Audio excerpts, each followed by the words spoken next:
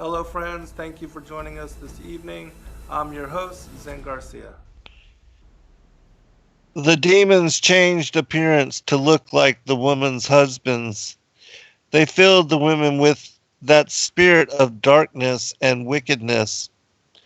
They brought into being gold and silver, money and coins, iron and other metals, and all things of this sort. And the people who were attracted were led astray into troubles and were greatly misled. They grew old, experiencing no pleasure, and died finding no truth, never knowing the true God. This is the way that they enslaved all of creation from the foundation of the world until now. The apocryphon of John. Welcome, friends. I'm your host, Zen Garcia. This is Momentary Zen here on Revolution Radio. And as always, it's a great honor for me to be here, joined with you in fellowship and utilizing this platform to gather together as ecclesia from all places, wherever you may be upon the plane of the earth. It's really incredible that we can share this chance, this opportunity to gather in this manner and to speak about all things esoteric. And so this evening, as we have in title for the name of the show,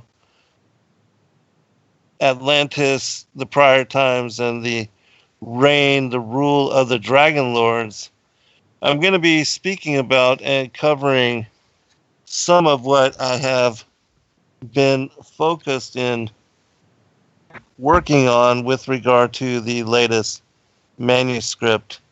And it's been an interesting last few weeks in going over this material and considering how I wanted to lay it out to present the story for you.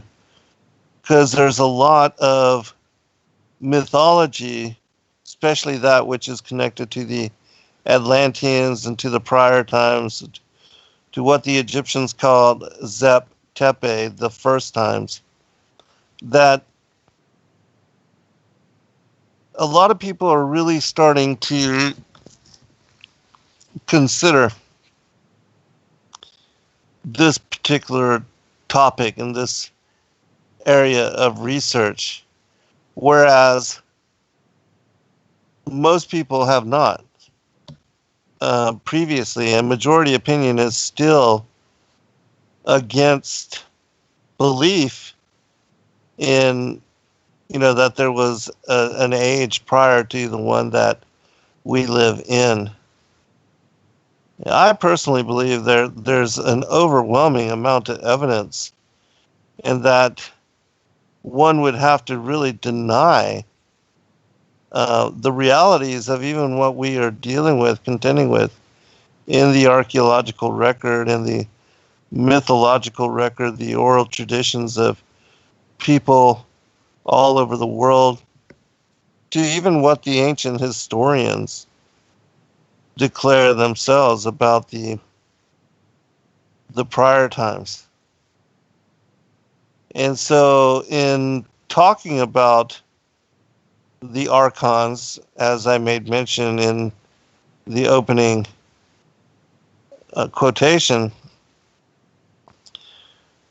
what Paul speaks about and references in Ephesians chapter 6, even though it's my opinion that most people do not fully grasp what he is alluding to in these passages, that we wrestle not against flesh and blood, but against powers, principalities, the rulers of darkness and wickedness in high places, that people think, especially if anybody has examined, looked at, and knows about the New World Order, people really consider that these elitist bloodlines, that they are top of the pyramid. They are it when it comes to knowing who your enemy is. But this is not the truth. The truth is we are in a spiritual war, and that this war, as it's been spoken of in the ancient narrative, the biblical creation story, the rebellion of the angels, the fall of the 1/3 of the angels of the Most High, which joined Lucifer in rebellion, that these things have been spoken about, but not understood. And that's unfortunate, because if you really look at and examine the story of what is still considered esoteric within the ancient manuscripts, it is,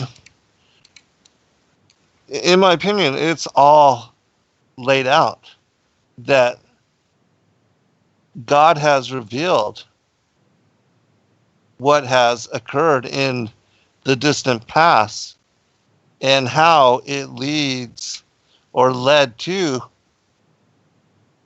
where we are now. And so this is the story we're going to examine this evening. And this is the topic of, as I said, the book that I am working on now. And it's a topic which I've written about previously in many of the titles that I have already released, but it's not one that I had specifically addressed in the manner that I am now. And so this will encompass the fullness of the story.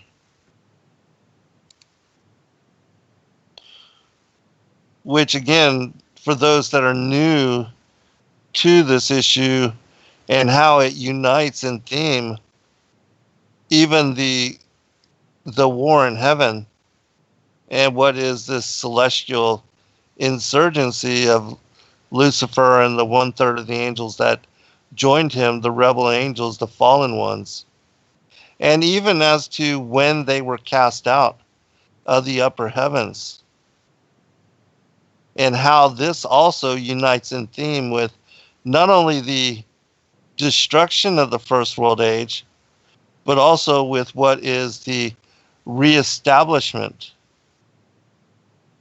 of the earth for the second world age. These are all very important elements of trying to make sense of how even the whole theme for the coming of Christ and his entrance into mortal form, to be born of Adam's seed and to come in through immaculate conception. These are all the reasons for why he came in first and will return in second advent. And so very critical. And as we covered in a show that I did just recently with Kingdom in Context, that part of really discerning and making sense of this narrative is to understand the differentiation between what is paradise, our first estate, and that of the Garden of Eden, or where Adam and Eve were banished to after their temptation and their eating the fruit from the tree of the knowledge of good and evil, as well as what that tree was and how it affected them, what the consequences of their eating this supposed fruit,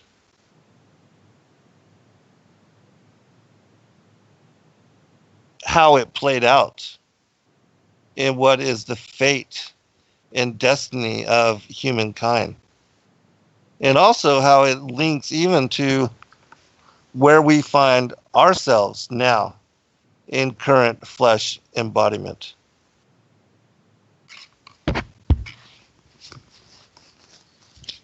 And so all of these things are important, in my opinion, if you are trying to make sense of the larger questions and the larger reasons for our being here in the flesh. Um, the whole thing of who we are, why we are, where we are, what's going on, all these major, major questions of which all people should be considering when it comes to trying to make sense of it all.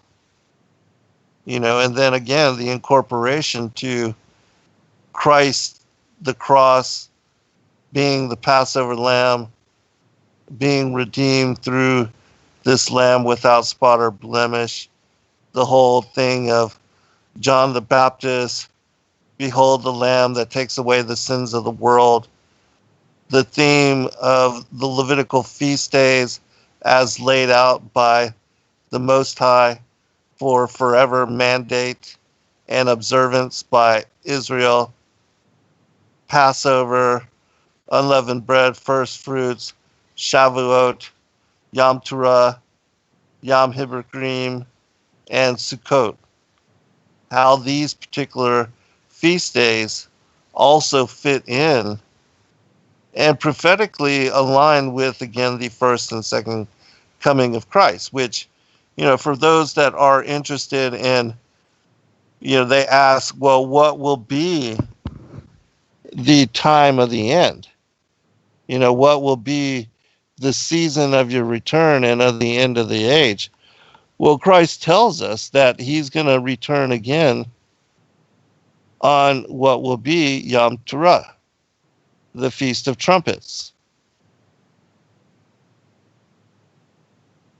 And that the 3 remaining fall feasts and the fulfillment of them in connection with his return and taking on, the judgment seat, and also even with the harvest and who would be numbered as worthy amongst the elect to enter into New Jerusalem for the millennial reign, and even its descent from out of the heavens, all these things are forecast to be associated with the fulfillment of those fall feasts, which is, a reason why people should study and examine the Old Testament, the Moedim,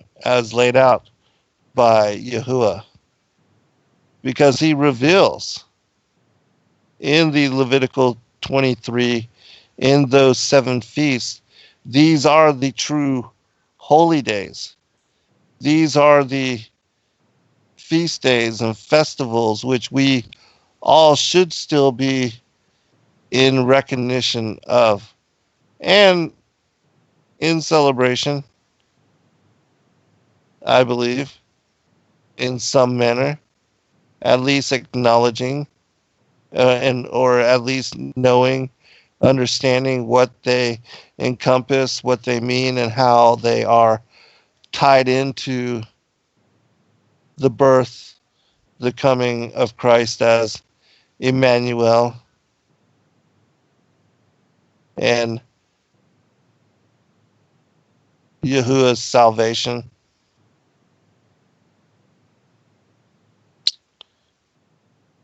which again is why I believe that, the Old, New Testament, and the Apocrypha should all be read and studied together as one collective story, one account of, the fall of humanity and how we would be redeemed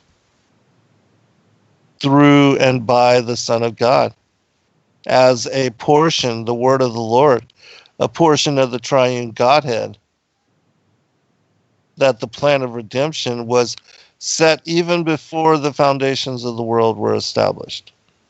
And all these things are revealed within the word. But again, the whole story of, the fall of the angels, the rebellion, and how all that ties into the coming of Christ and the fall of humanity, this is something that precedes, leads up to, and is critical for understanding the latter themes. What are some of the core tenets for Christianity as a faith? And why it is that we know without a doubt that salvation is through Christ. And it's not just because we are, you know,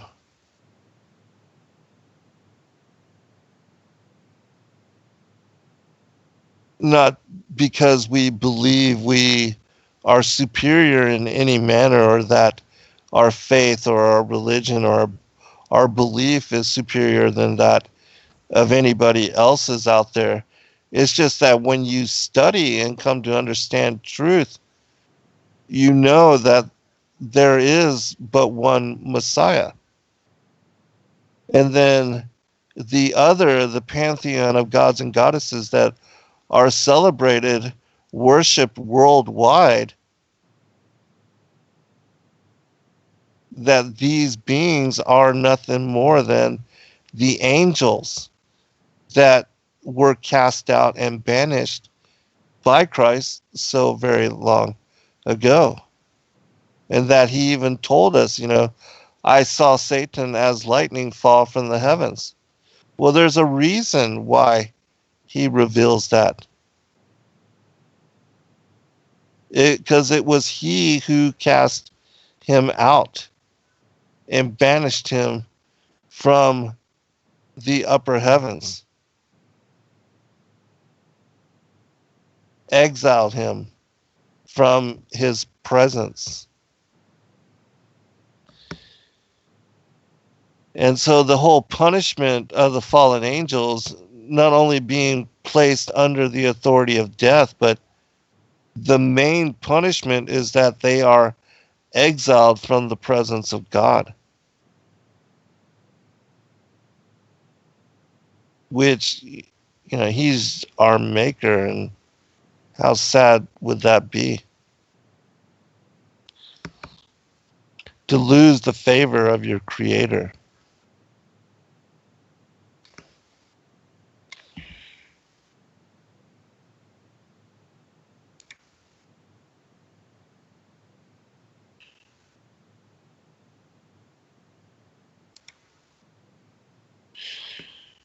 I'm gonna, well, I probably won't read this. It's quite long. But I'll go ahead and we're going to get into the story, because I know there's a lot that I want to cover, and I know that it will quickly go by, and that I'm probably going to have to do a two-part to this series.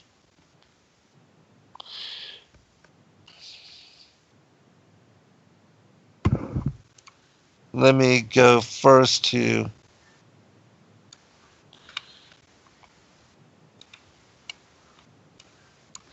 chapter 55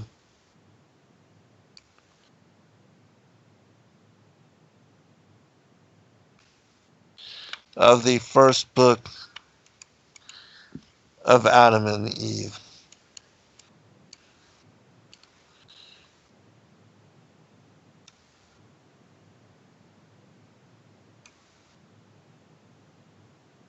Because here we can get insight into this particular story.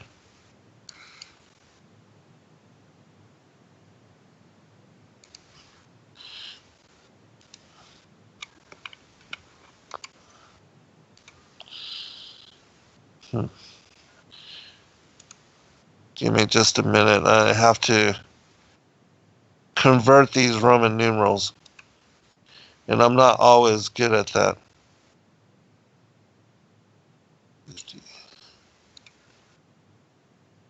Maybe this is it.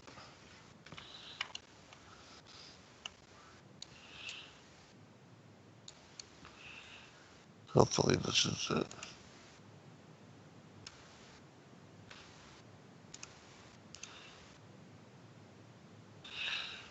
But once I find it, it will be worth it. Give me just a minute. Okay, here we go. It's always so awkward.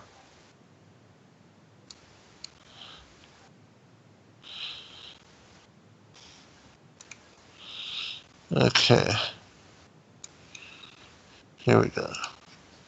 It's LV. How strange, but... Okay, what it says in this particular text, this is the conflict of Satan. Then came the word of God to Adam and Eve, and raised them from their dead state, saying unto them, Why came ye up hither? Do you intend to go into the garden from which I brought you out? It cannot be today, but only when the covenant I have made with you is fulfilled. And so you see, it is the word of God, which is Christ, the Logos, that instructs Adam about their being banished and how he will raise them up 5,500 days, 5,500 years after they are banished out of the heavens.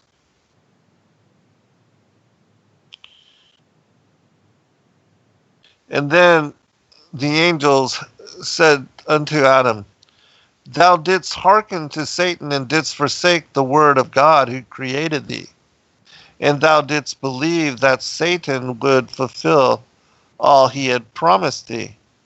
But now, O Adam, we will make known to thee what came upon us through him before his fall from heaven. And so here the angels are going to recant the story of their struggle with Satan previous to the creation of Adam. And so we know that this was all before the creation of Adam, and even the Pre-Adamites, and even before the foundations of the world. He gathered together his hosts and deceived them, promising to give them a great kingdom, a divine nature, and other promises he made them. His hosts believed that his word was true, so they yielded to him and renounced the glory of God. He then sent for us according to the orders in which we were to come under his command, and to hearken to his vain promise. But we would not, and we took not his advice. Then, after he had fought with God and had dealt forwardly with him, he gathered together his hosts and made war with us. And if it had not been for God's strength that was with us, we could not have prevailed against him to hurl him from heaven.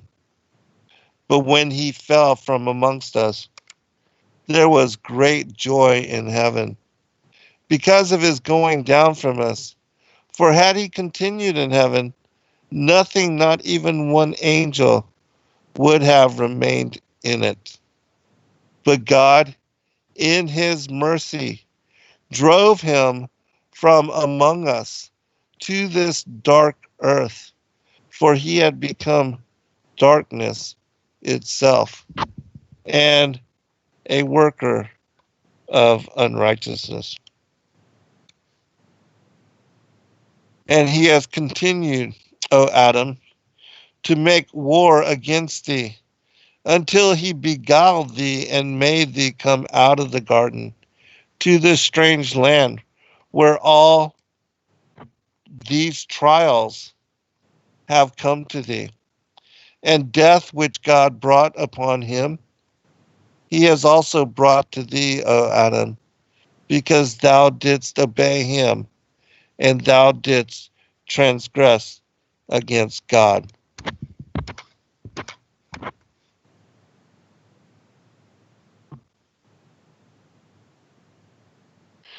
Okay. And so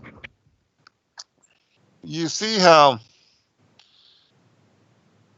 the story of the devil's battle, rebellion, and his destruction amongst the celestial hosts,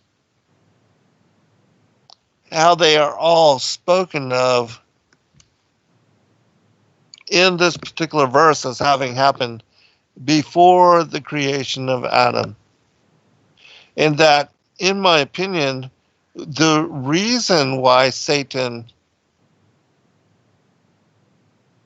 exacts his revenge against Adam and Eve is because he cannot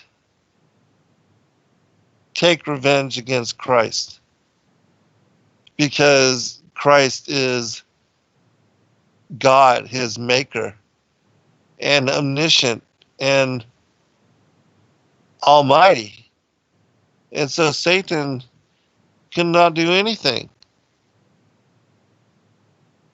And so he decides to exact his revenge by deceiving the Lord God's most highest creatures, those that were made in his image. And we see in chapter 57 this being expressed. In verse 7 it says,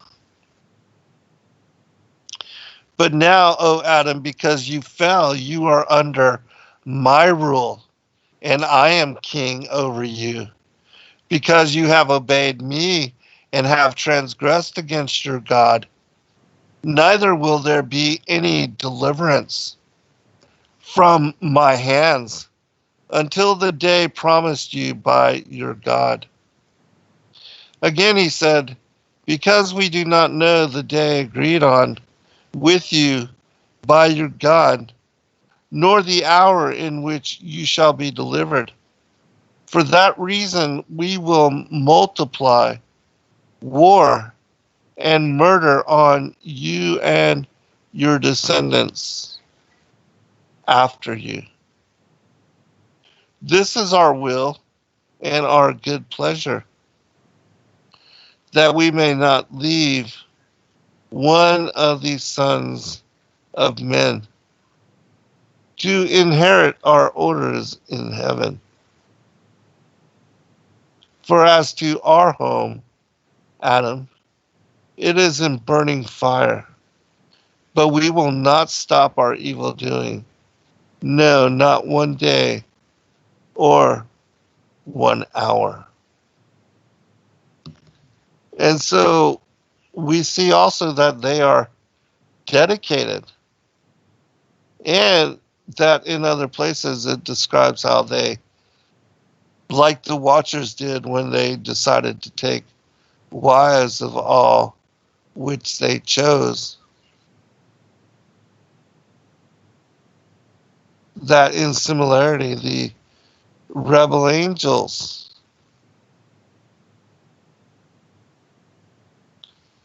had agreed upon making this pact to lead astray the children of humanity and to keep them from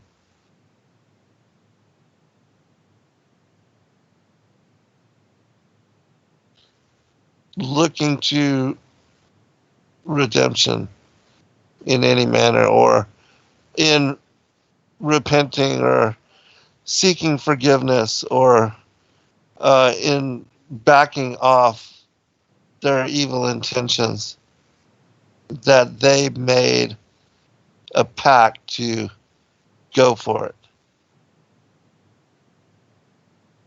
and that they were going to seek to kill Adam and his bloodlines from the very beginning onward.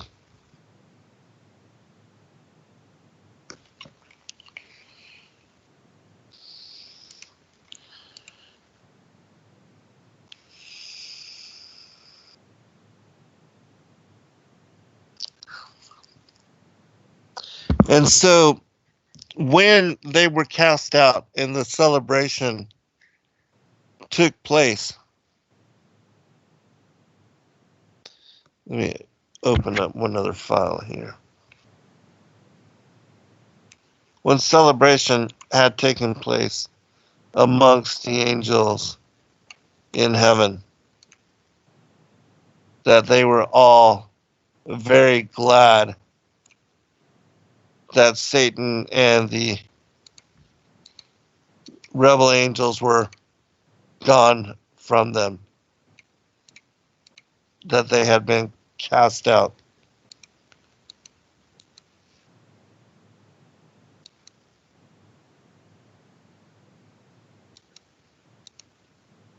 Okay, here we go.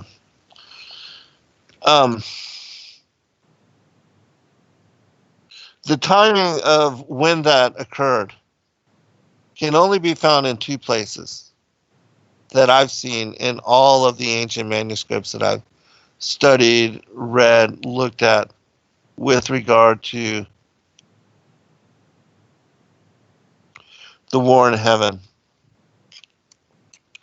One of those is in Second Enoch, the Book of the Secrets of Enoch, and the other is in the Legends of the Patriarchs and the Prophets.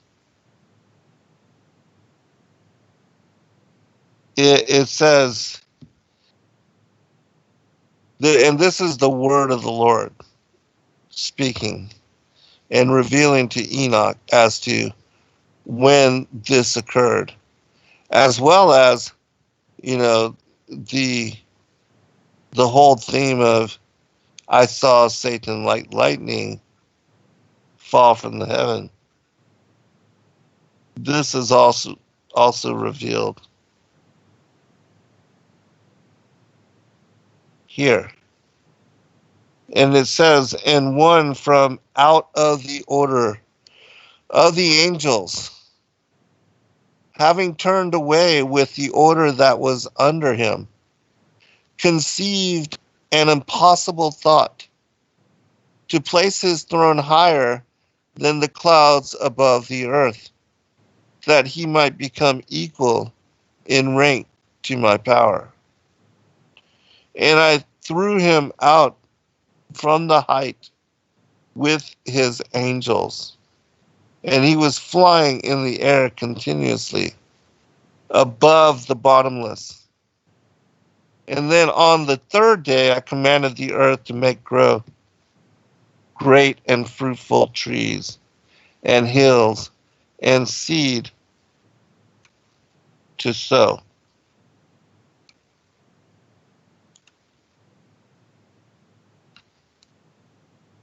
Which, for those that are familiar with Scripture, fits exactly in alignment with what is revealed in Isaiah 14 and Ezekiel 28, where it says,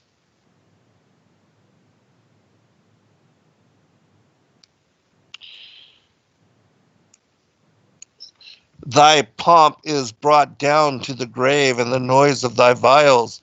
The worm is spread under thee, and the worms cover thee. How art thou fallen from heaven, O Lucifer, son of the morning? How art thou cut down to the ground, which didst weaken the nations? For thou hast said in thine heart, I will ascend into heaven. I will exalt my throne above the stars of God. I will sit also upon the mount of the congregation. In the sides of the north, I will ascend above the heights of the clouds. I will be like the Most High. And yet thou shalt be brought down to hell, to the sides of the pit.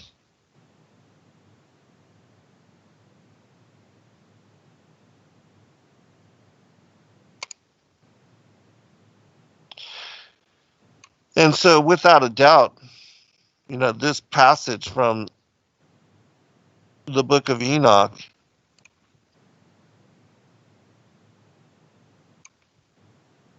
is particular to this verse in Isaiah 14. Which again, I believe without a doubt that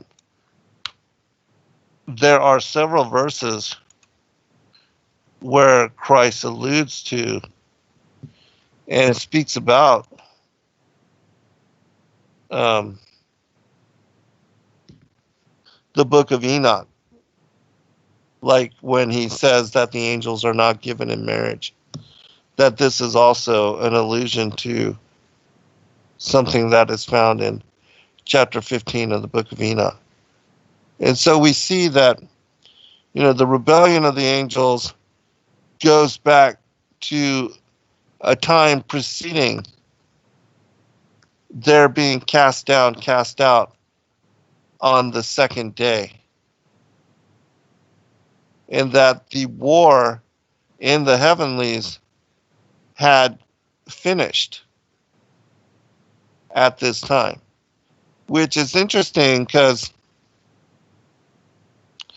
in my 10th book on the firmament, the vaulted dome of the earth, I considered the timing of the banishment of the rebel angels with what is the establishment of the rakia, which is the Hebrew word for firmament.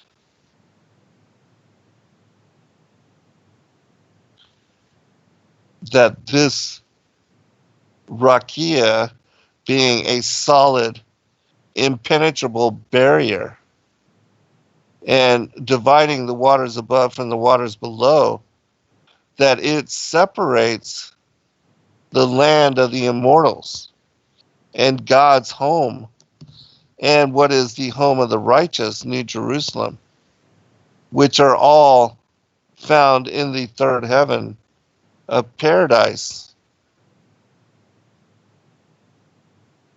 It's all separated from what is those places that are under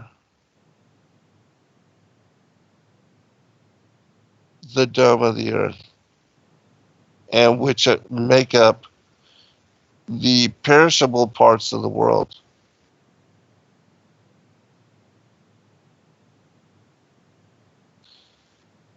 And so, again, I believe that the fall of, the angels is associated with their creation or the establishment of the firmament on the second day of the creation week, because we see that they're being banished out of the heavens at that time, that God was restructuring the earth for the second world age, and that the boundary of the rakia would be perfect for locking them in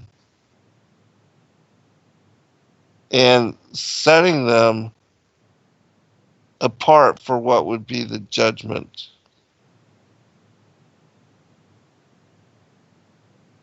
of what God had promised to deliver unto them. When he said in Psalms 82 that, you will die the death of a man and falling like one of the princes.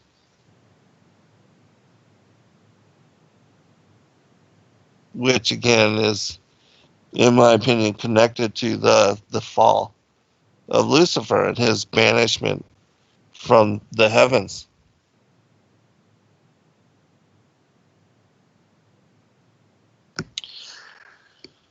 So I think we have a little time to go into what will be the premise of Atlantis, because it is here that one has to consider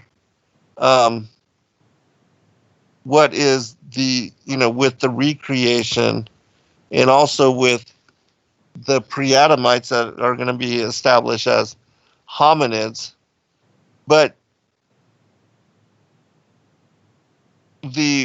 even though I do without a doubt believe that Atlantis and the myths of these prior cultures and civilizations, according to Plato, they do play out in what is this world age. However, that there is an aspect of the Atlantean myth and what is the old world, what James Churchward calls the culture of Mu, that there was a civilization which existed during the First World Age and was mighty and unchallenged, technologically superior, and vastly efficient, but becoming evil. And this is also part of the Atlantean myth as well, is that this original culture, having involved itself in technologies and Stargate manipulation and things of that nature, that they were judged in a way that resulted in the earth and all of its creatures being abruptly annihilated.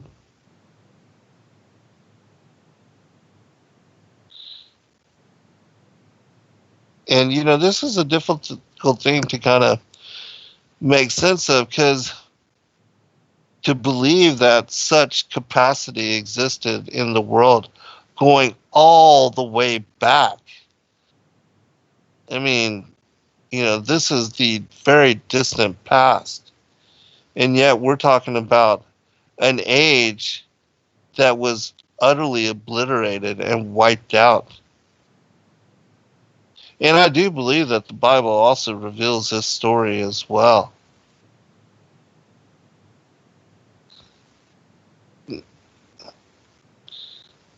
And this, again, this book that I'm writing details all of this in great manner. And as I had covered in two shows, one on the world that then was, and for this they are unwillingly ignorant, which is part of 2 Peter 3. That in both of those shows I talked about Jeremiah chapter 4, Ezekiel chapter 26,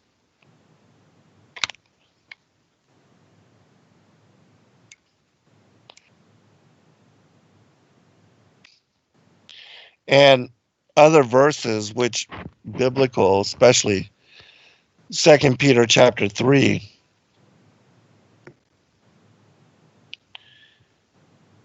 goes into this particular time.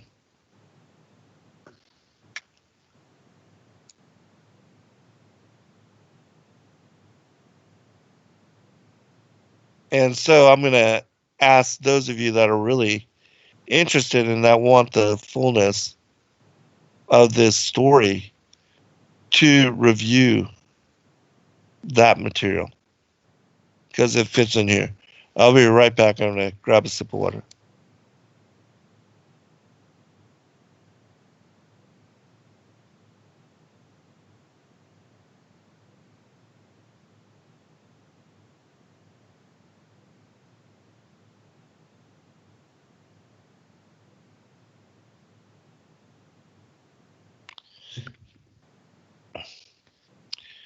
Okay.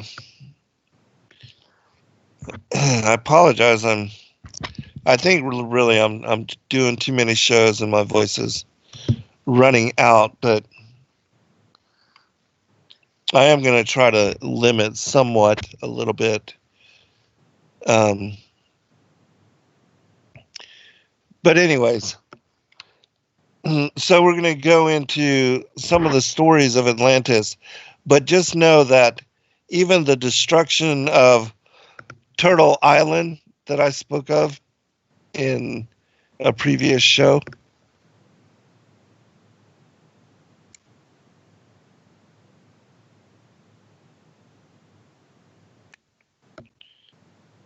and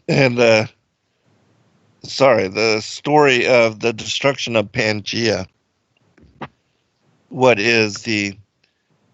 I believe was the way that the earth was united in one giant landmass previous previous to the destruction of this world and age. That according to the story, the even with the destruction of Atlantis, it's said to have disappeared in a single night. And that it was attacked from above and from below. That the Most High had brought judgment against this people and this culture so that it would be efficiently wiped from all but the memory of humankind. That it would be disappeared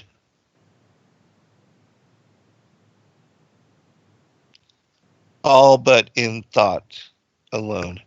And that the memorial of it would be contained, within the scriptures and within these mythological records, but that it would not be found until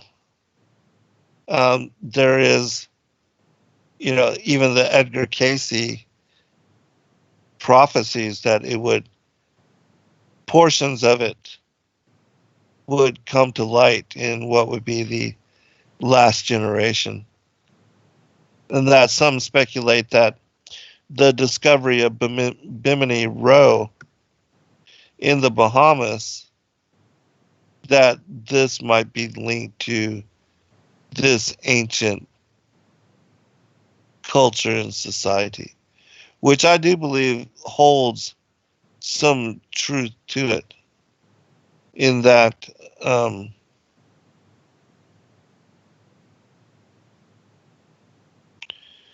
there was mentioned in, I believe it was 2009, in a story about an ancient megalithic site discovered off the coast of Cuba, 90 feet below the waves of the ocean, that this particular ancient society, it had massive pyramidal temples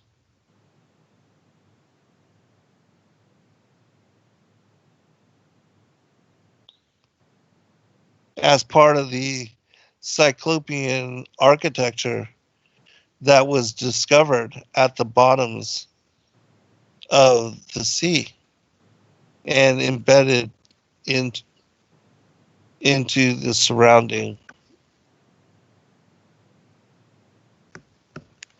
land masses. And so when we return from break, I'll read some of that information, and then we'll talk about what is revealed, not from the Bible this time, but what is revealed in some of the other ancient narratives, some of the ancient stories of the destruction of Atlantis, as to what occurred to it, which is, again, verification of the stories that are contained within the scriptures, specific Genesis 1-2, Jeremiah chapter 4,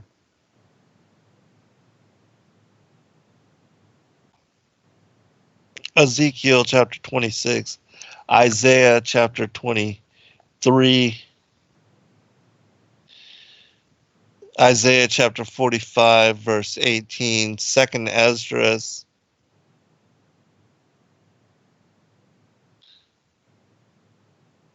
and so there are, numerous places where I believe this destruction is accounted as having occurred. Specifically, again, 2 Peter chapter 3, which I think is very important to understand. Because if you can make sense of what is being portrayed in 2 Peter chapter 3, then without a doubt, you know that there is these two world ages which are mentioned within Scripture, and that the one that we are living in now will be destroyed by fire, which I heard a pastor earlier today. It was really kind of funny. He was talking about global warming and how so many people are, concerned with taking care of the earth, and with, shutting down oil production or this and that, or, they're worried about the carbon emissions and things of that nature. But we're told that at the end of this, before the millennial reign, that the earth and the heavens are going to be destroyed. And he made a joke about how this was not going to be caused by people's hairspray.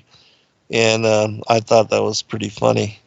And it is absolutely true that, all the environmentalists and all the people that are yelling about us overcrowding and depopulating the world, there's no need to concern yourselves with any of that, because the world and the heavens are going to be remade anew. All right, we'll be right back for second hour, and then we'll get into this.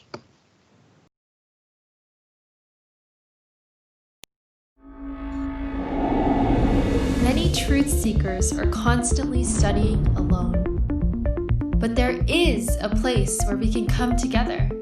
The Digital Readers Club is our online ecclesia meant for those who've forsaken churchianity, but still want the closeness of a family to study with.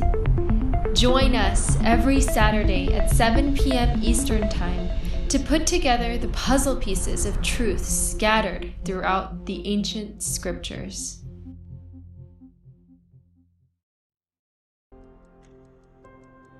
Hello everybody. As you know, in our Digital Readers Club, we just finished the Great Commission 3 on the end time apocalypses, and are now moving forward, because of your vote, into the Yahushua Christ, the infancy, gospels, early childhood, and lost year narratives. And so in this particular book, and the reason I compiled it is because there's only one account in the entire Bible that relays anything with regard to the youth of Christ. And it is the story of when he's 13 years old and he leaves Mary and Joseph, and they, retracing their steps, find him teaching the rabbis and the elders in the Holy Temple, the Jerusalem Temple, about the mysteries of the heavens. And so I wanted those of us that are believers and that hold and have faith in Christ to have the fullness of the stories and the accounts of his early life that are available to those that wish to know more. And so that was the reason for the compilation of all of these accounts, is to give you better insight into who our Savior Messiah is and how he was, even in his youth, without question, he was the fullness, the incarnation of God, and that he had the authority even then of life and death, and that Mary used even his bathwater and his swaddling clothes to heal leprosy and to bring people out of their demonic possessions. And so I believe that the study of this material will greatly bless your life and help you to better understand the core tenets of why we believe on him and know without question that salvation is through him.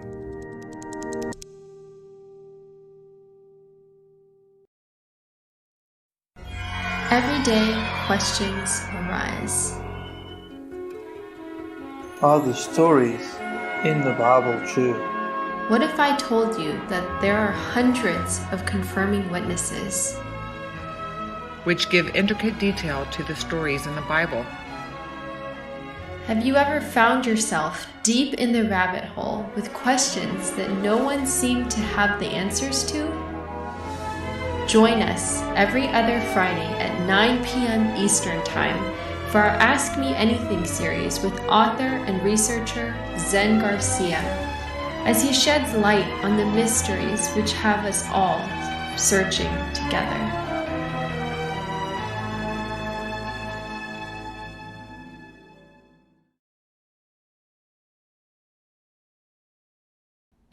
Your partnership with Sacred Word Publishing goes further than the publishing of ancient manuscripts and weekly video content.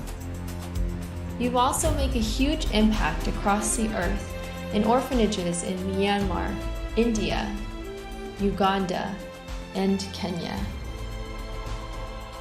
Your support is crucial for the development of the ecclesia of real truth seekers.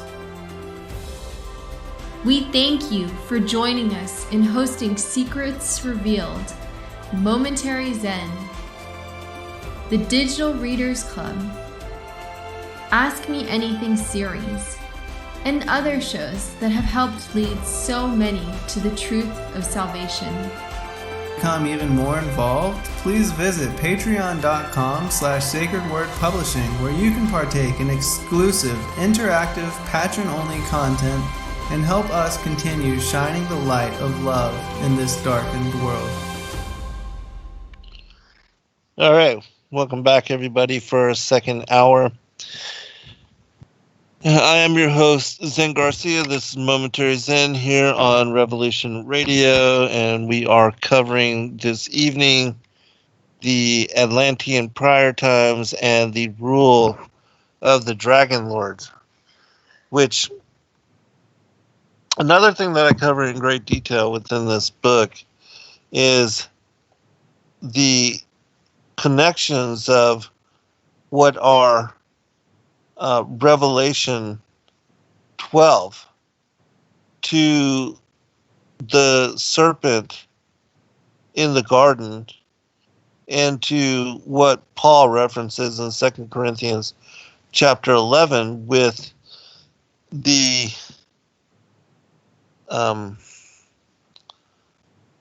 serpent beguiling Eve, and that it is the dragon, the plumed serpent, which is the progenitor, the father, the enemy which snuck into the garden and that sowed the tares. That we are told that this enemy is the wicked one, the 1 John chapter 3, verse 12, Cain, who was the wicked one, and that the devil is the father of the tares. And all of that is revealed in great detail in Matthew chapter 13. But what a lot of people don't recognize is that this entity is also the Matthew, not the Matthew chapter 13, but is the feathered serpent, the pinioned basilisk, the winged reptile that was worshipped all throughout the antediluvian times by the pre-Adamic peoples. That this is all the same entity. And that's why we see Satan referenced in Revelation 12, verse 9, as being that old serpent, that ancient dragon which deceiveth the whole world. And that this particular entity is connected to the seraphim angels, which Sarah meaning snake or serpent, that it was this class of angels which banished with him were part of the ones that were cast out by the Most High in those ancient times. And there's something that I want to share with you about that. Before we even go into some of the stories of Atlantis, because this is going to absolutely blow your mind.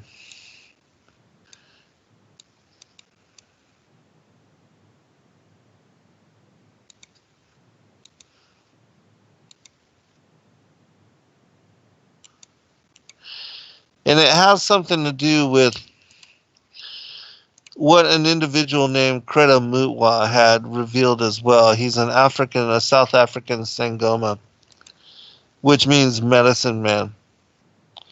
And he spoke about this being and these particular beings that they were told by their people in very, very ancient times that the oral tradition passed down through his people goes back to very ancient primordial times, and that he described the descent of these particular beings, that they had a crocodilian appearance.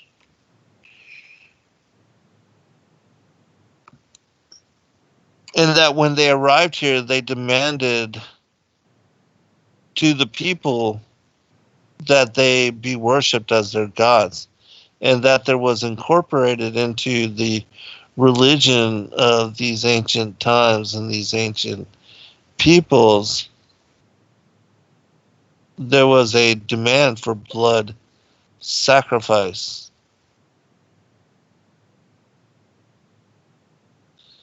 And so you find that a lot with these pagan deities, is that there's a requisite for victim or child sacrifice with some of the ancient worship. So I'm going to read this story, and then I'm going to share with you a couple of other modern testimonies. And like I said, if we need to, we can always do a follow-up where we look at some of the mythologies.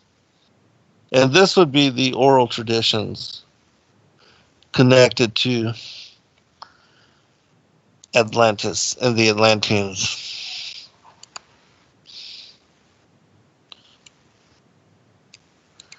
But this is what Credo Mutwa said of these particular deities.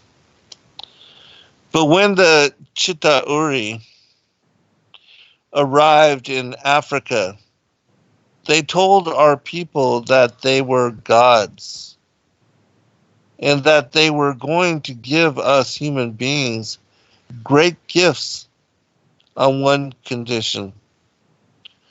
We had to worship them and accept them as our creators. Some told our people that they were our elder brothers and that this earth had produced them generations ago. And they said they had come back to the green womb of their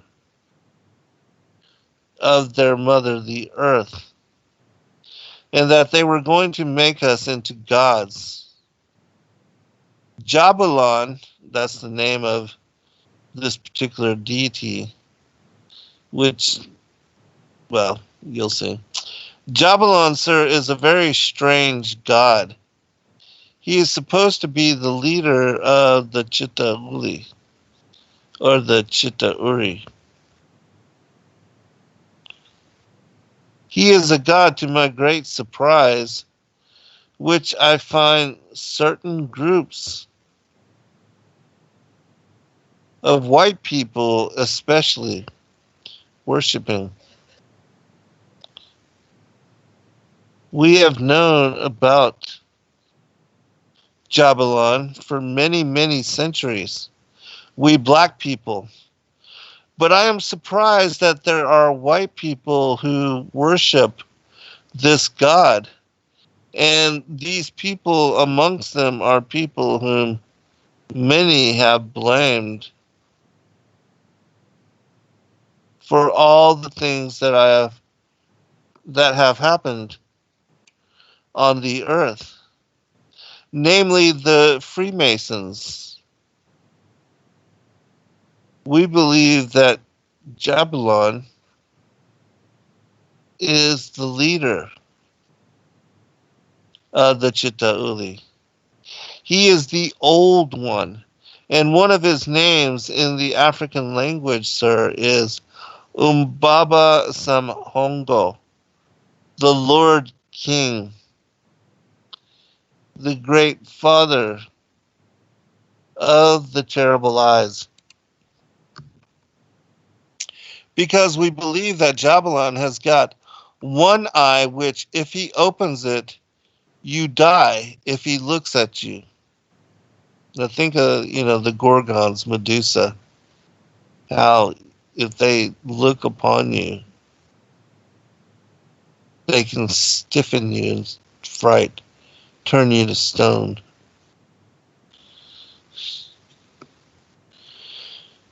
Before human beings were created on this planet, this plane, there had existed a very wise race of people known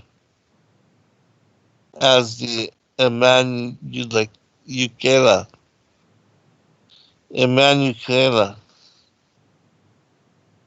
These people had come from the constellation known to white people as Orion, and they had inhabited our earth for thousands and thousands of years. And that before they had left our earth to return once more to the sacred spider constellation, they made a great evacuation towards under the earth. Beneath the Ruwenzori mountains, the mountains of the moon, and deep in the bowels of the mother earth, the Emanuela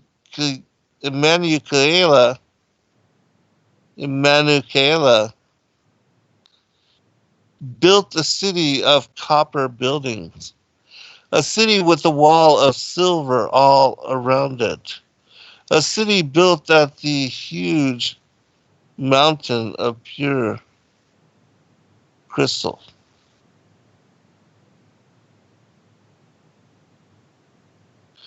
The mountain of knowledge, the mountain from which all knowledge on earth comes, and a mountain to which all knowledge on earth ultimately returns.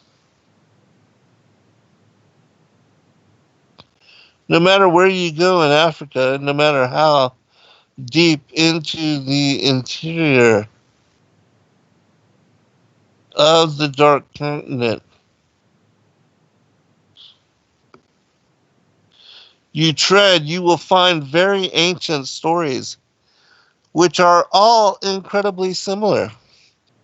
You will find African tribes and races who will tell you that they are descendants from gods who came out of the skies thousands of years ago. Some, however, say that these gods came to them from the sea in magical boats made out of reeds or wood or copper or even gold. In some cases, these gods and goddesses are described as beautiful human beings whose skins were either bright blue or green or even silver. But most of the time, you will find it being said of these great gods, especially the ones that came out of the sky, that were non-human, scaly creatures, which lived most of the time in mud or in water. Creatures of an extremely frightening and hideously ugly appearance. Some say that these creatures were like crocodiles with crocodile-like teeth and jaws, but with very large, round heads. Some say that these creatures are very tall beings with snake-like heads set on long, thin necks, very long arms, and very long legs.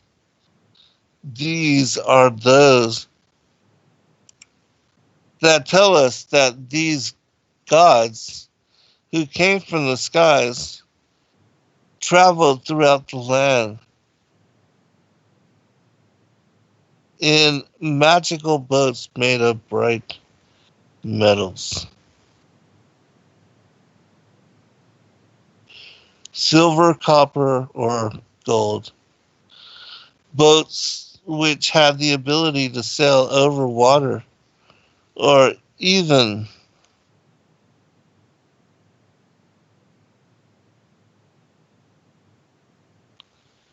to fly through the sky like birds. In Africa, we are told that these mysterious beings taught human beings many things. They taught human beings how to have laws, knowledge of herbal medicine, knowledge of arts, and knowledge of the mysteries of creation and the cosmos as a whole. We are told that some of these gods had the ability to change their shape at will. They had the ability to assume the shape and the appearance of any creature that there is on the earth, whatever. And whenever they had some good reason to do so. A sky god could even turn itself into a rhinoceros or an elephant or even a stork. A sky god could even turn itself into a rock or a tree. In Africa, these mysterious gods are known by various names. In West Africa, in the land of the Bumbara people, These amphibian or reptilian sky gods are known as the Jishwezi. The words Jishwezi either means either the swimmers or the divers or the gliders.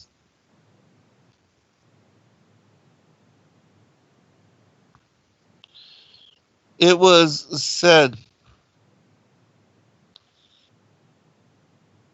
that these sky gods could dive from above the clouds down to the top of a mountain whenever they felt like it, and they could also take deep dives into the bottom of the ocean and from there fetch magical objects and then bring them to the shore, placing them at the feet of the astonished black people. In the land of the Dogon people, we find the famous Nomo, a race of reptilian or amphibian beings who were said to have come forth from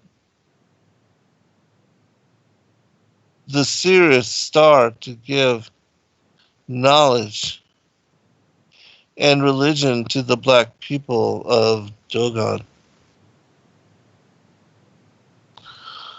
One is told that when the Nomo arrived from the sky in their fantastic skyships, there were several of them, 13 or 14 of them, and they created a lake around their skyship. And every morning they used to swim from their skyship to the shores of the lake and there preach to the people who assembled in large numbers around the lake. It is said that before the Nomo departed, returning with a great noise back to their home star, they first chose one of their number, killed it, cut its body up into little pieces, and then gave these pieces to the assembled people to eat in the first sacrificial ritual of its kind. And when the people had eaten the sacred flesh of the star creature and drunk its blood mixed with water, the Nomo took the lower jaw of their creature and by some incredible fact of magic brought the whole being back to life again. We are told that this is the way that the Nomo taught our people, that there is no death and that behind every death there shall be a resurrection. In the Americas and South and Central America mostly, the feathered serpent is called Quetzalcoatl. And amongst my people, the Zulus, we find belief in a serpent called Yandandala. The Yandandala is said to be a huge mamba or a huge python whose neck is covered in grayish bluish feathers.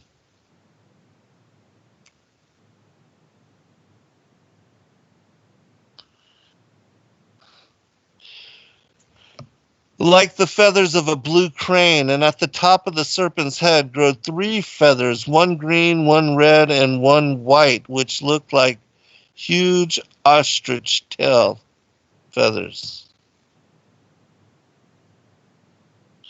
Credo mutua. And so you see that, even these stories, which are very ancient, oral traditions passed down from wise man to wise man, and that Credo even talked about how many of his people and those that were against him sharing this knowledge, that his life was put at risk when he revealed this story to David Icke and then shared it with the world at that time. And the reason that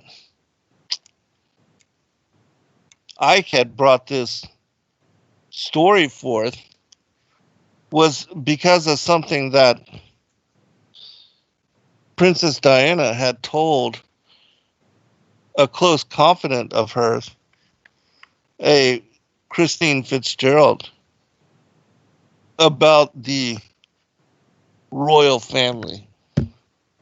And it was something that another eyewitness, an individual named Arizona Wilder, who was brought up in these particular Illuminati bloodlines, that she was a black magic magician called a mother goddess who performed rituals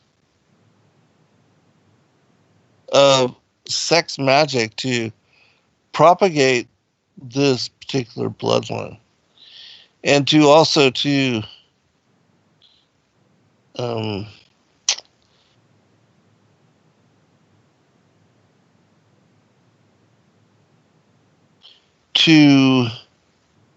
focus its energies, and through strategic marriage to heighten these individuals, their capabilities when it came to black magic, ritual incantation, arcane demonology, and their ability to conjure, to invoke devils, to call them forth in circle, and to, utilize pentagrams and things of that nature it's crazy.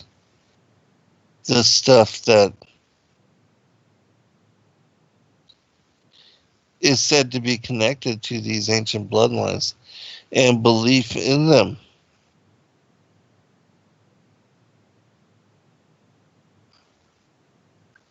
And so I'll share with you these two stories.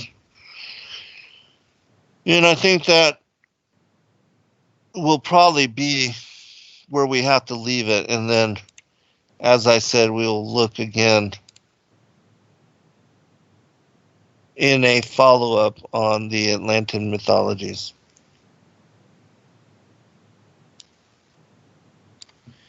I would also remind people that as bizarre as these accounts sound, and as unbelievable as this knowledge seems, that when it comes to the Bible, this knowledge is confirmed scripturally. And I can share with you those verses as well. But, even what we've been recently talking about in this show is just too bizarre for people to believe. And that's why it escapes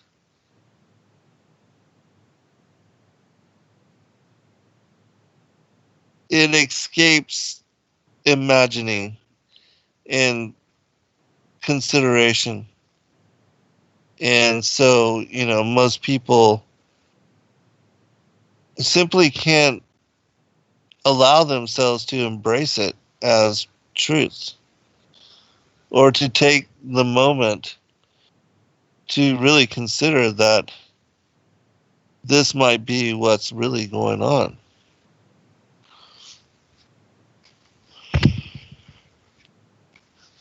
All right. This is the testimony of Christine Fitzgerald. The Queen Mother. Now that's a serious piece of wizardry. The Queen Mother is a lot older than people think. To be honest, the royal family hasn't died for a long time. They have just metamorphosed. It's sort of cloning, but in a different way. They take pieces of flesh and rebuild the body from one little bit because it's a lizard, because it's cold-blooded. It's much easier for them to do Frankenstein stuff than it is for us. The different bodies are just different electrical vibrations, and they have got that secret. They've got the secret of the microcurrents. It's so micro, so specific. These radio waves that actually create the bodies. These are the energies I work with when I'm healing. They know the vibration of life, and because they are cold-blooded, they are reptiles. They have no wish to make the earth the perfect harmony it could be, or to heal the earth from the danger and from the damage that's been done. The earth has been attacked for Zeons by different extraterrestrials. It's been like a football for so long. This place was a bus stop for many different aliens. All these aliens, they could cope with everything, including the noxious gases. Now, let me just put a disclaimer forth here. It's my opinion that the ancient aliens, the extraterrestrials, the Anunnaki, and those who say they are from a different world, that these entities are all demonic, and that they reside right here on the earth and have always been since at least the reestablishment of the Second World Age. They've been locked here and are only parading as if they are from somewhere out there.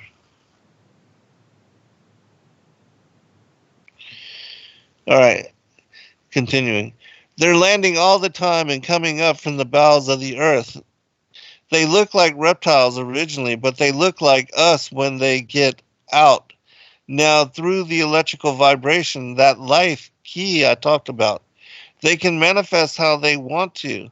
All the real knowledge has been taken out and shredded and put back in another way. The Queen Mother is chief toad of this part of Europe. And they have people like her in each continent. Most people, the hangers on, don't know, about the reptiles. They are just in awe of these people because they are so powerful. Balmoral is a very, very nasty place. That's somewhere they want to dig underground. They will find reptile fossils. It goes back that far.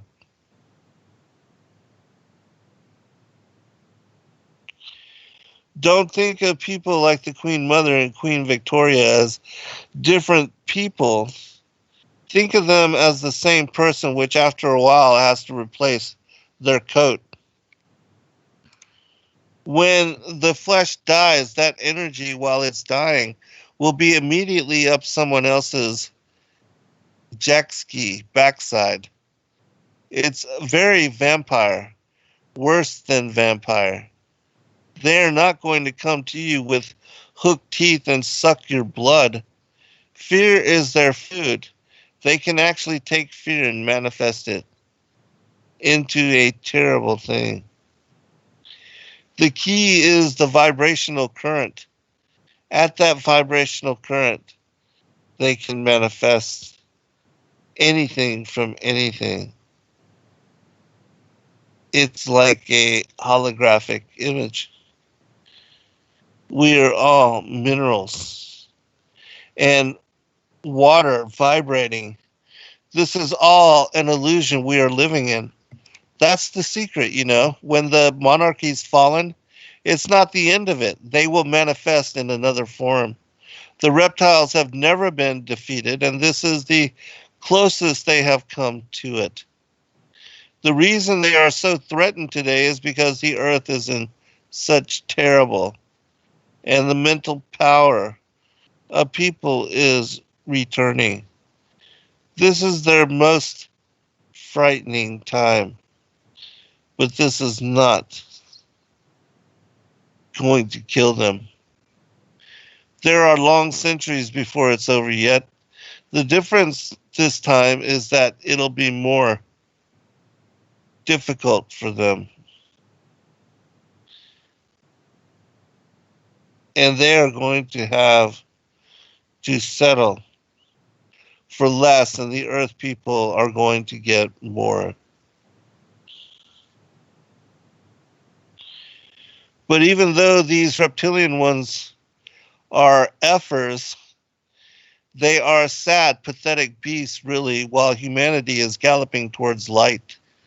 They're just pathetic lumps of nastiness who aren't going to win. I can't talk about this everywhere because they would just go, Christine, get a white coat, put it on backwards, and get out. But I want an end to the bull. Shh. Christine Fitzgerald. And, you know, there's a lot of, again, just stuff that people would be very challenged to even think about. Which is, you know, again, is why it's difficult for people to read and really consider this kind of material.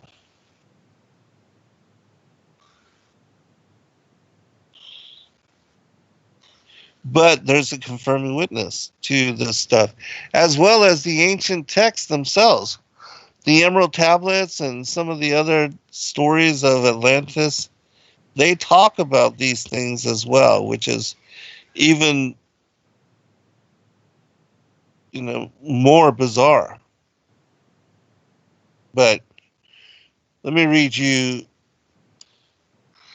a testimony from Arizona Wilder, who, as I said, was part of these elitist bloodlines. And then when she went public with this information, she ended up disappearing.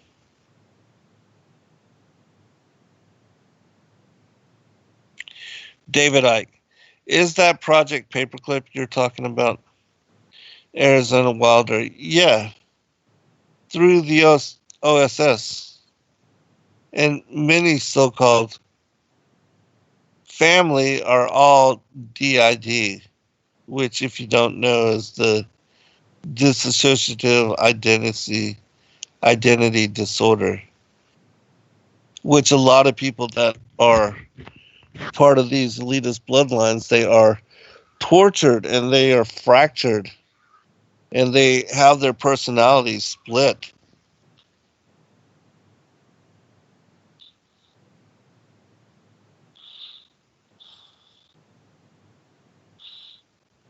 All right, continue. They are very well programmed and they have not sought help. They have not gone in and tried to figure out what happened. They believe they've had this certain kind of life that they've had, and as far as they are concerned, I am crazy.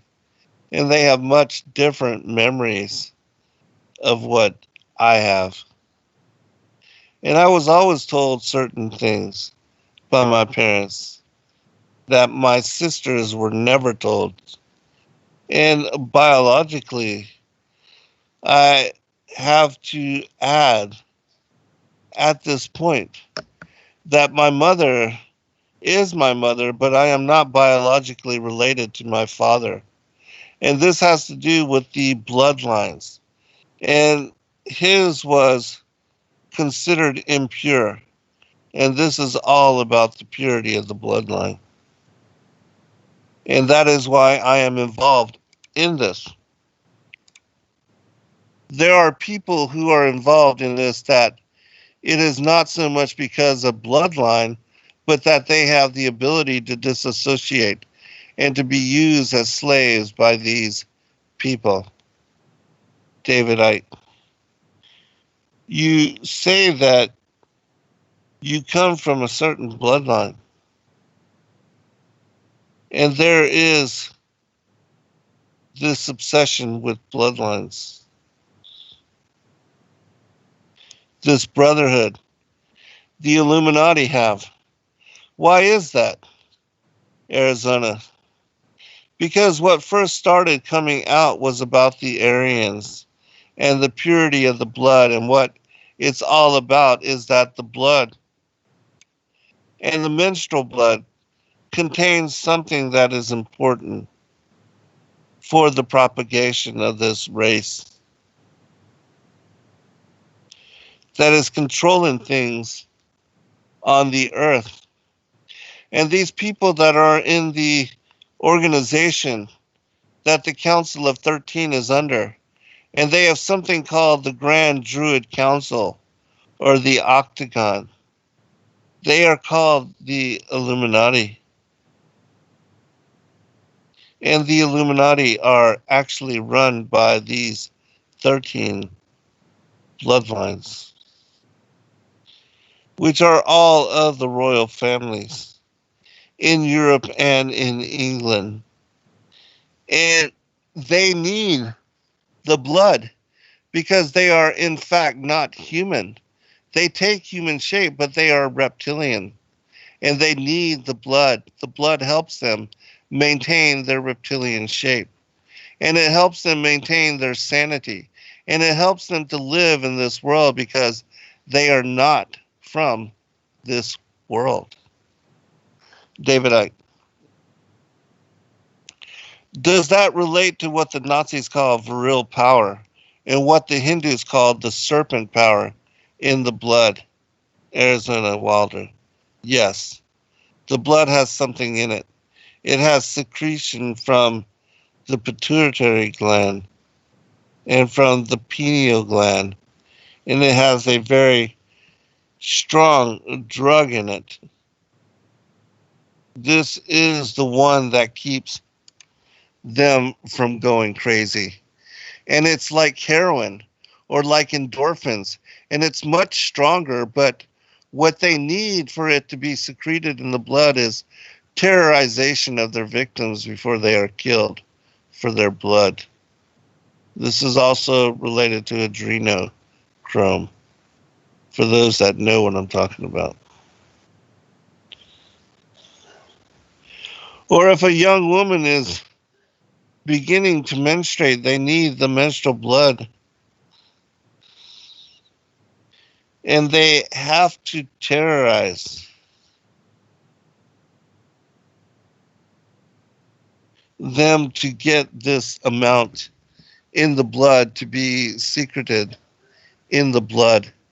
David Icke, is this what other people have told me about, that at the point of great terror, like the point of sacrifice, there's an adrenaline that enters the bloodstream? Is this what they are looking for? Arizona Wilder. Yes. And the other element comes and secretes out through the blood. This all comes out through the blood at that time. And it's at that point that they are actually staring into the eyes of the head of it at some of these rituals. Or at a reptilian, they are staring into the eyes of this person, and it's a hypnotic gaze these reptilians have. And it holds the victim in an absolute trance, and a trance of terror. And then they are killed at that moment as they are staring into their eyes, and they can't hold their shape when this happens.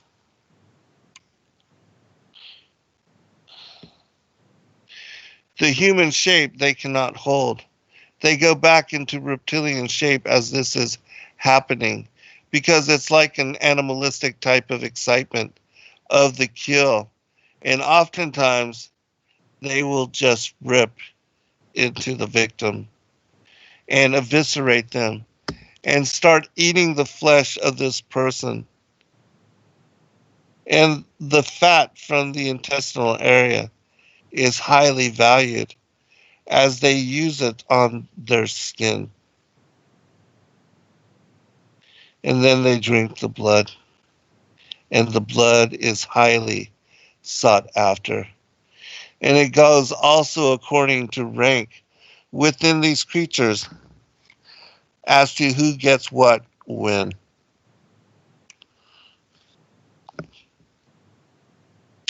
And their sacrifices have started increasing in the early 80s. The amount that they were doing has increased, and they use a lot of druidic holidays to do this.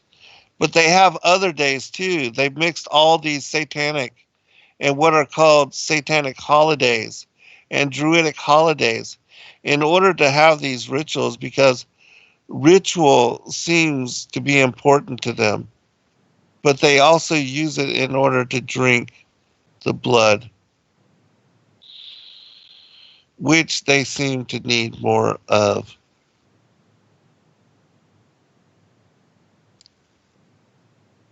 Davidite.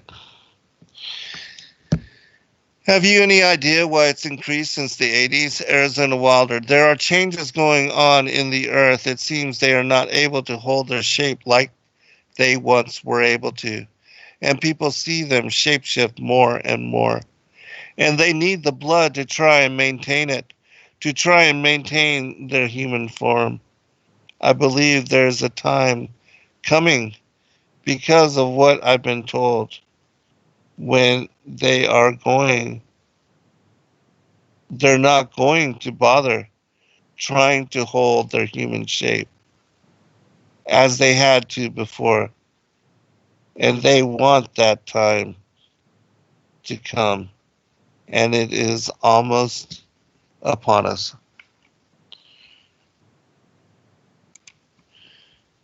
Two things really quickly before we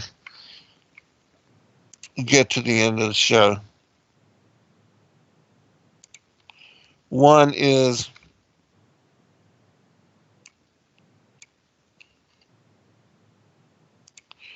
Micah chapter 3.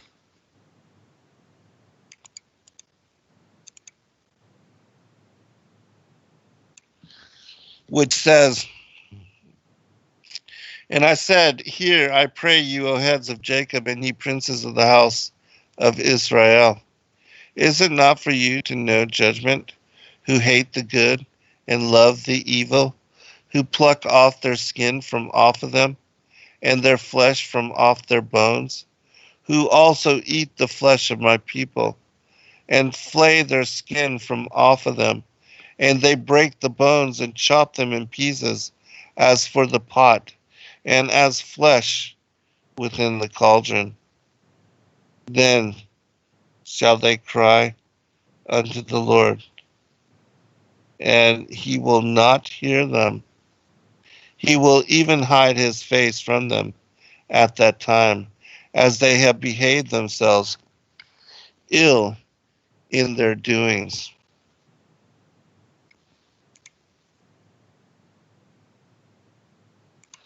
All right, I want to share one last thing.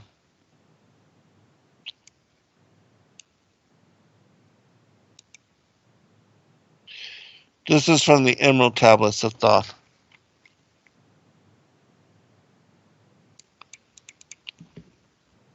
It says, Speak, I of ancient Atlantis, speak of the days of the kingdom of shadows.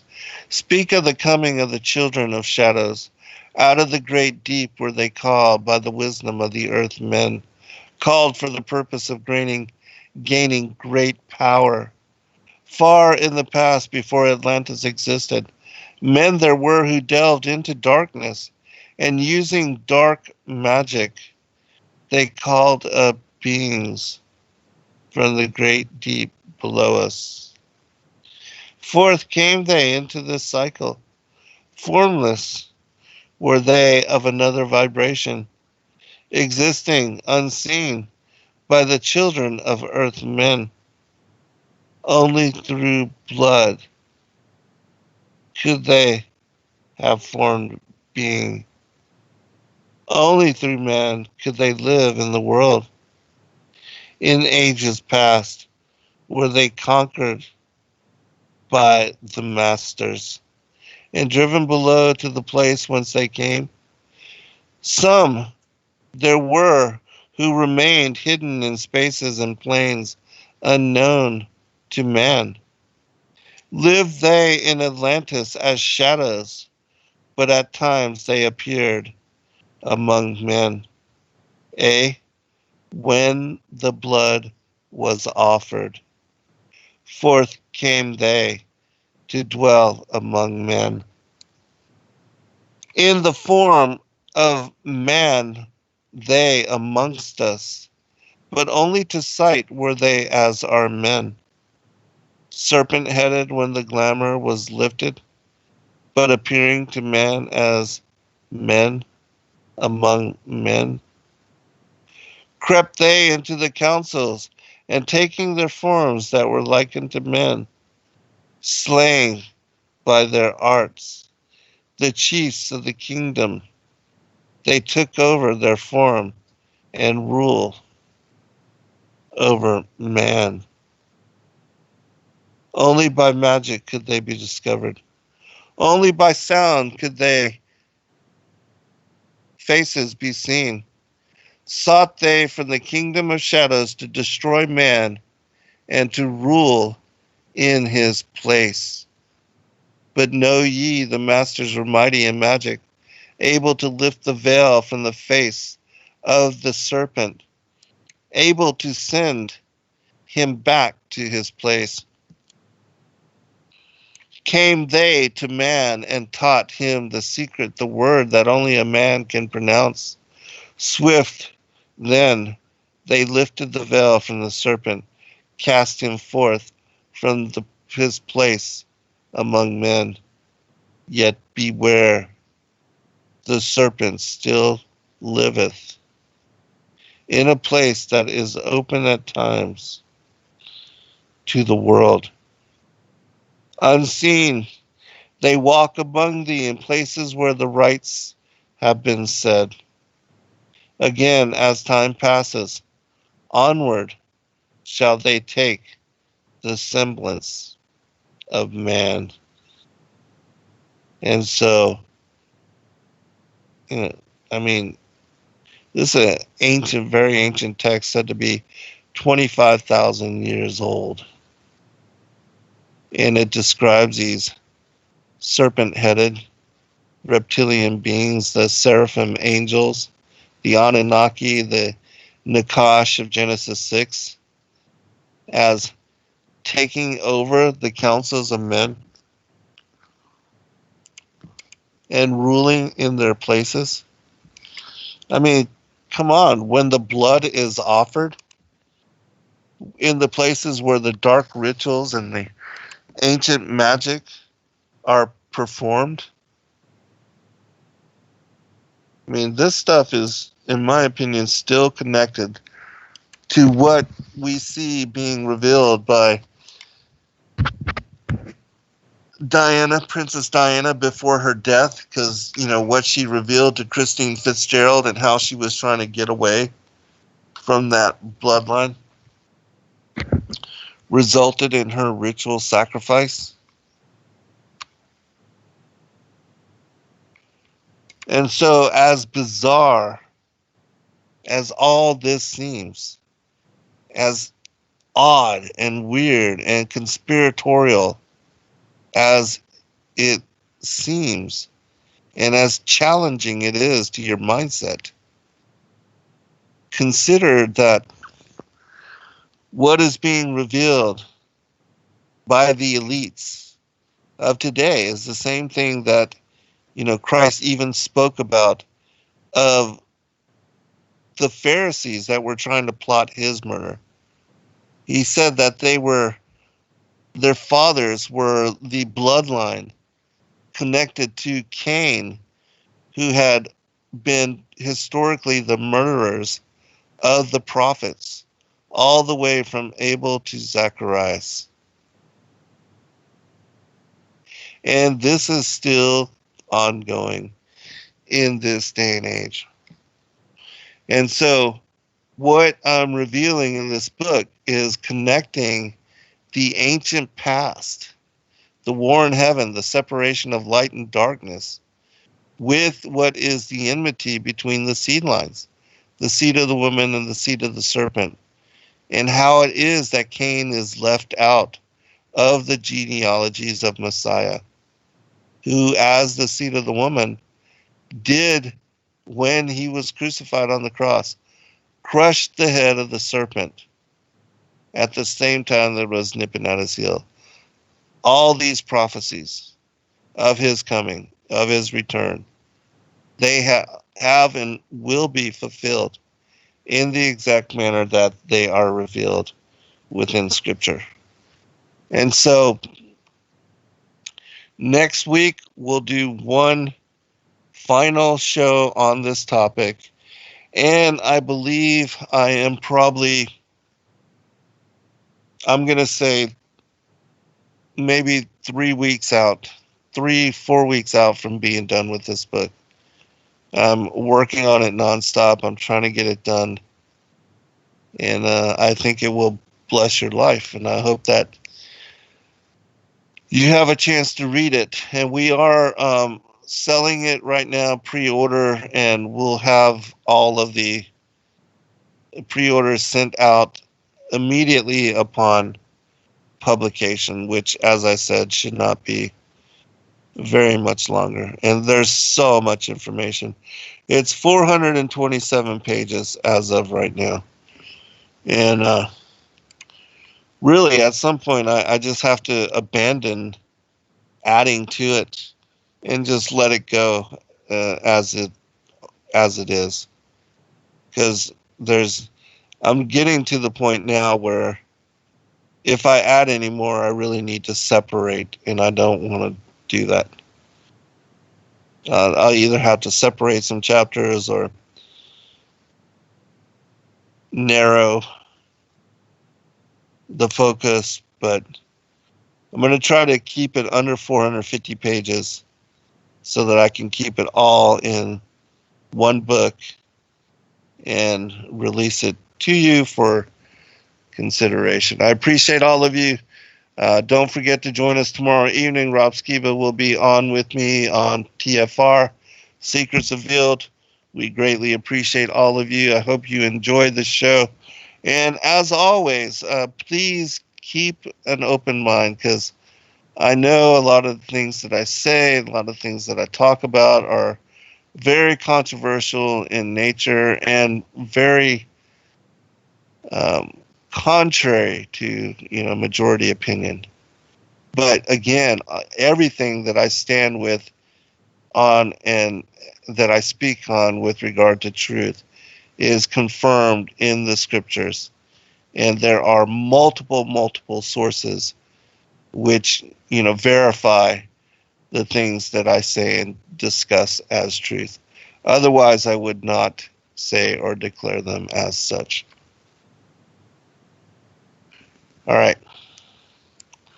Be blessed, everyone. Have a good night. Shalom.